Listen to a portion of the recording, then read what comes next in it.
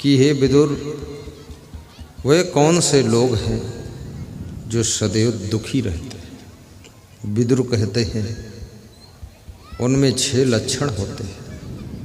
कौन कौन लक्षण होते हैं विदुर? राजन, ईर्षु घृणी न संतुष्टा, क्रोधनो नित्य संकिता, पर भाग्योपजीवी च खड़े ते नित्य दुखिता। हे राजन, पहला उनमें अवगुण होता है कि वो ईर्ष्या करने वाले लोग होते हैं। किसी को आगे बढ़ता हुआ देखकर, किसी का सम्मान प्रतिष्ठा देखकर, किसी का धन धाम देखकर, किसी की गाड़ी और मकान देखकर जिनके सीने पर सांप लौट जाते हैं, जलन होती है, वे लोग हमेशा दुखी रहते हैं, क्योंकि उनका हृदय प्रेम विहीन होता है, उनके अंदर ईर्ष्या होती है। विचारकों ने कहा है ईर्ष्या करने से मनुष्य की आयु कम हो जाती है। चिंतकों ने कहा है कि ईर्ष्या करने वाले के शरीर में बीमारियां बहुत होती है।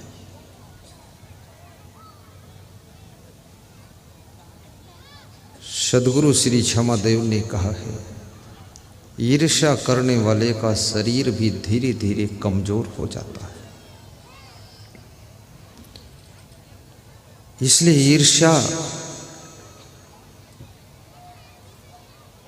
के बजाय सबके प्रति शुभकामना रखो। अकबर बादशाह ने एक लाइन खींचा बोर्ड के ऊपर और अपने मंत्रियों से कहा इस लाइन को छोटा कीजिए। एक मंत्री उठता है, उस लाइन को बिगाड़ देता है, थोड़ा सा बिगाड़ता है, कहता छोटी हो गई। दूसरा मंत्री उठता है और थोड़ा सा कम कर देता, बिगाड़ देता है।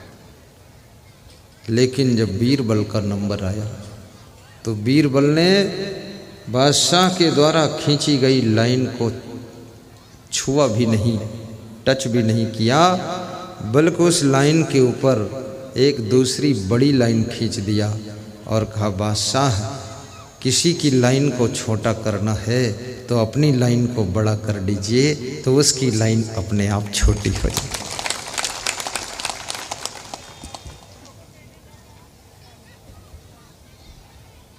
ईर्ष्यु घृणी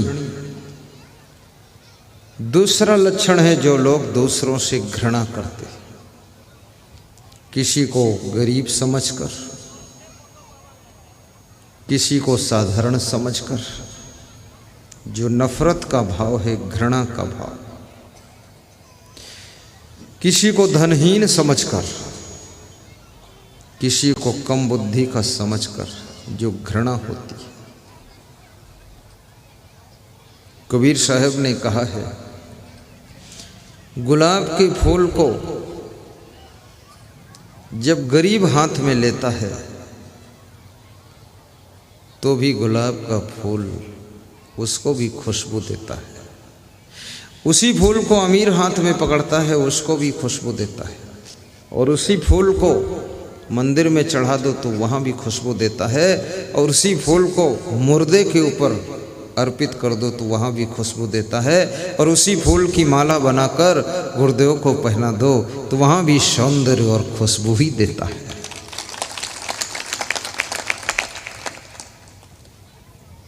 विचारक कहता है गुलाब के फूल बनो। कबीर साहब कहते हैं प्रेम की खुशबू सबको दीजिए। और प्रेम एक ऐसी चीज है जहाँ प्रेम होता है वहाँ और बहुत से गुण आ जाते हैं। एक शेर सोया हुआ था, पीछे से बच्चे आवाज कर रहे हैं कृपया कंट्रोल करें, सबको बिठा दें। शेर सोया था, चूहा गड्ढे से निकला और शेर के मुंह के ऊपर कूद पड़ा, शेर की नाक के ऊपर कूदा। चूहा तो चूहा था, इतना समझदार था नहीं कि शेर के ऊपर ना कूदूं। चूहा तो किसी के ऊपर कूद सकता है, कभी कभी तुम्हारे ऊपर भी कूदा है। लेकिन शेर के ऊपर कूदना खतरे से खाली नहीं। शेर ने चूहे को पंजे में दबा लिया और शेर गुर्राया तो चूहे की आधी दम निकल गई। चूहा बहुत घबरा गया कि अरे बहुत बड़ी गलती हो गई, ये तो शेर है, इसके मुंह पर कूद पड़ा मैं, इसके नाक पर कूद गया। कभी कभी तुम गलती करने के बाद सोचते हो ऐसी गलती हो गई। चूहा भी सोचने लगा।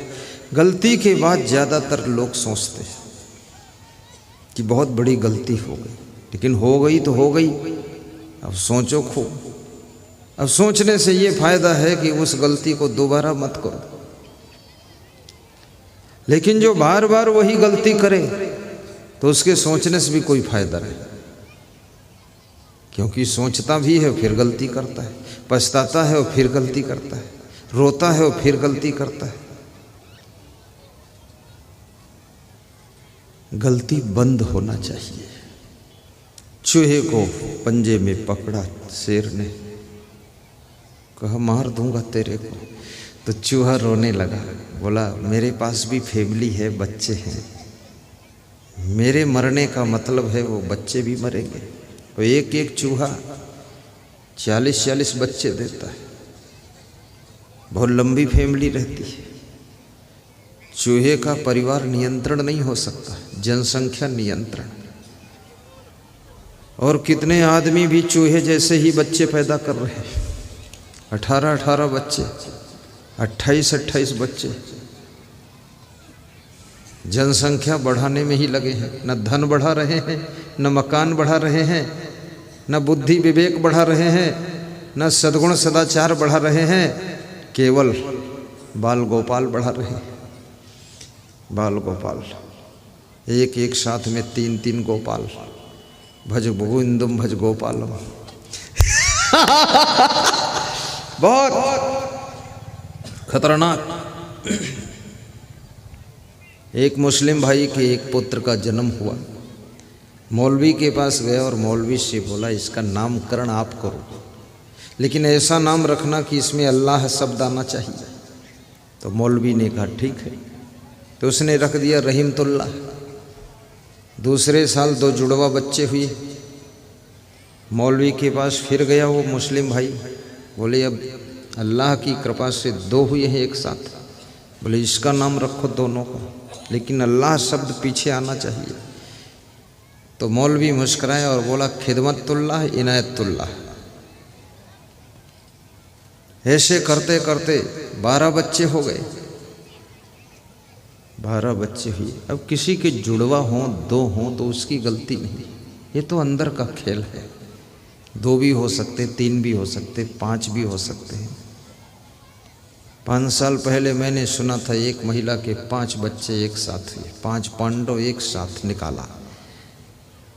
क्या फर्क पड़ता है, बार बार का झंझट खत्म, एक ही बार में सब निपट गया।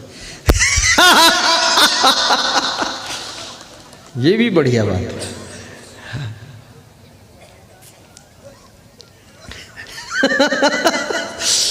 तो उस महिला की गलती नहीं, ना उसके पति की गलती। ये तो अंदर क्या हो रहा किसको पता है, ये तो गुप्त खेल है। जैसा भाग्य है हो जाता है।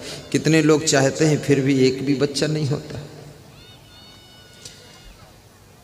तो जब 12 बच्चे हुए और 13वें बच्चे का जन्म हुआ,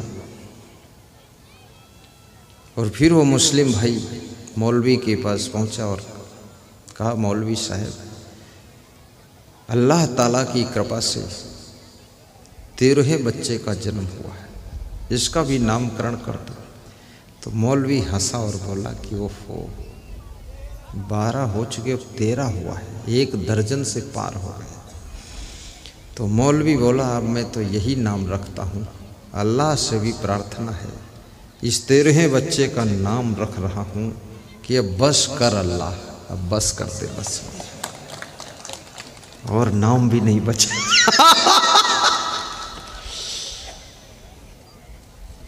बस कर अल्लाह। भारत देश में इतनी जनसंख्या है, सड़क पर भीड़, हॉस्पिटल में भीड़, बस में भीड़, ट्रेन में भीड़, रोड पर भीड़, मार्केट में भीड़, घर में भीड़, गांव में भीड़, स्नान करने जाओ नल पर भीड़। आज मेरा एक साधु कह रहा था स्नान करने गया तो वहाँ भीड़ बहुत थी तो देर हो गई नहाने। नल में भीड़, अब नल 2 हैं और साधु 31 पहुँचा है, सब लंगोटी लिए खड़ा, नंबर लगा हुआ है, भीड़ है। लेकिन मैं तो वर्तमान की सरकार से निवेदन करता हूँ, जनसंख्या नियंत्रण का कानून भी बना दीजिए। हम 2 और हमारे 2, बस, एक बेटा एक बेटी, बैलेंस। हम 2 हमारे 2, ये कानून बन जाए। और जो 2 से ज़्यादा बच्चों को जन्म दे उसके लिए कुछ दंड का प्राविधान बन जाए, 2 से ज़्यादा नहीं। और फिर भारत देश में समस्या बहुत है, रोडों की चौड़ाई भी छोटी है, एकदम पतली रोड, सिंगल रोड, निकलना मुश्किल है। भारत देश का विकास सही हुआ नहीं है। तुम तो गए नहीं हो कहीं इसलिए तुम खुश हो यहाँ। मैं Indonesia, Malaysia, Thailand, Dubai, Lanka सब गया हूँ। दुबई में, थाईलैंड में मैंने देखा है, दुबई में 20 लेन की रोड है, 16 लेन, 18 लेन, 12 लेन की रोड। ये 4 लेन नहीं, 12-12 रोड एक साथ, 20-20 रोड एक साथ चल रही, कोई भीड़ नहीं, कोई जाम नहीं, मस्त। ओवरब्रिज के ऊपर फिर ओवरब्रिज, कोई लाल बत्ती नहीं, पीली बत्ती नहीं, पुलिस नहीं कि रुको रुको, क्यों रुको, जिसको जिधर जाना उधर जाओ। यहाँ तो पुलिस वाले भी तंग हैं, चौराहे पर खड़ा है, बस रुको रुको रुको रुको, शासन प्रशासन रुको रुको, जाम लगे, धत तेरी लत तेरी, ये क्या कर रहे हैं। सब मार पीट हो रही है रोज। किसी की गाड़ी पर पुलिस वाले डंडा मारते हैं, कुछ लोग आपस में मारपीट करते हैं, कोई गाड़ी में गाड़ी लड़ाता है, सब यही हो रहा है। इसी का नाम है मेरा भारत देश महान, जिसमें 80 हैं बेईमान, 100 में 80 हैं बेईमान। मेरा भारत देश महान। भारत देश में धन कम नहीं है। झारखंड में कितने खनिज पदार्थ हैं, बहुत धन है यहाँ। झारखंड कोई मामूली नहीं है। झारखंड का मतलब क्या है? ये झारखंड, ये धनवान खंड है, ये साधारण खंड नहीं है। जहाँ पहाड़ होते हैं, जहाँ नदियाँ होती हैं, जंगल होते हैं, उसी मिट्टी के नीचे खनिज पदार्थ होते हैं। तो ये खनिज पदार्थों का सेंटर है झारखंड। भारत देश में सोना भी निकलता, हीरा भी निकलता, चांदी भी निकलती है, फिर भी भारत देश इतना कंगाल क्यों है? सोचने की बात है। आप में से कोई व्यक्ति अगर बुद्धिमान हो, ईमानदार हो, होशियार हो, तो मैं निवेदन करूंगा गुरु का आशीर्वाद लेकर के राजनीति कीजिए और आप मिनिस्टर बनिए, ईमानदार व्यक्ति, मुख्यमंत्री बने, प्रधानमंत्री बने, तो भारत देश की शकल को बदला जा सकता है। ईमानदार भी हो और बुद्धिमान भी हो। केवल ईमानदार है, बुद्धि नहीं है, तो भी डिसीजन गलत लेगा। बुद्धिमान भी होना चाहिए, काम क्या करना है, और अपना घर भी अच्छा बनाओ आप, और घर में घर वालों को अच्छा बनाओ, और घर में प्रवचन की आवाज़ गूंजनी चाहिए। भोजन बनाते बनाते प्रवचन सुनो, खेत में काम करते करते प्रवचन सुनो, गाड़ी में यात्रा करते करते प्रवचन सुनो, और मेहमान आ जाए उसको प्रवचन सुनो, दुकान में सामान बेचते बेचते भी प्रवचन सुनो। प्रवचन इतना दिमाग में भरना चाहिए, लाखों प्रकार का प्रवचन है। अंतःकरण शुद्ध हो जाए, खान पान शुद्ध हो जाए, कर्म शुद्ध हो जाए, विचार शुद्ध हो जाए, आचरण शुद्ध हो जाए, जीवन धन्य हो जाएगा। ईर्षु घृणी न संतुष्टा। कबीर साहब कहते हैं जब प्रेम की कमी होती है तब घृणा का जन्म हो जाता है।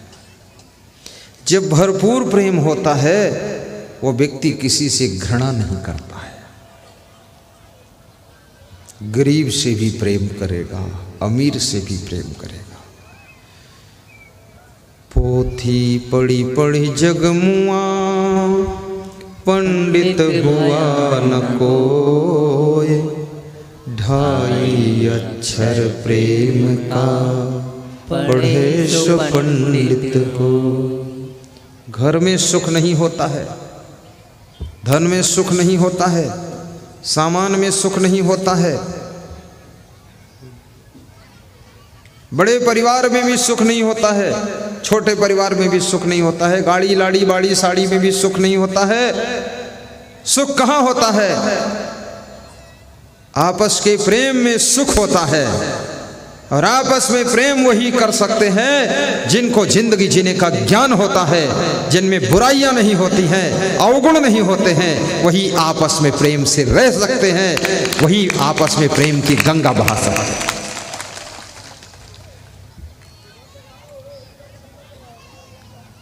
मृदुबाणी सुंदर स्वभाव। भगवान राम सीता जी के साथ में वनवास गए थे। वहां ना राजमहल था, ना ताजमहल था, ना गाड़ी घोड़ा था, पैदल यात्रा थी। कोई झोपड़ी डालकर उसमें रह लेते थे, कहीं साधु संत की कुटी में रह लेते थे। लेकिन सीता का प्रेम राम से बहुत था, इसलिए राम मुस्कराते रहते थे। राम का प्रेम सीता से बहुत था, इसलिए सीता खुश रहती थी। लक्ष्मण का प्रेम राम से अत्यंत था, इसलिए लक्ष्मण गदगद रहते। जो प्रेम करता है वो भी खुश होता है, और जिससे तुम प्रेम करते हो वो भी खुश होता है। याद रखना, फूल दूसरे को देने वाले को भी खुशबू मिलती है और फूल लेने वाले को खुशबू मिलती है। प्रेम तो खिला हुआ फूल है, अगर तुम दूसरे को प्रेम का फूल अर्पित करोगे वो भी सुख की खुशबू से धन्य होगा और तुम भी सुख की खुशबू पाओगे।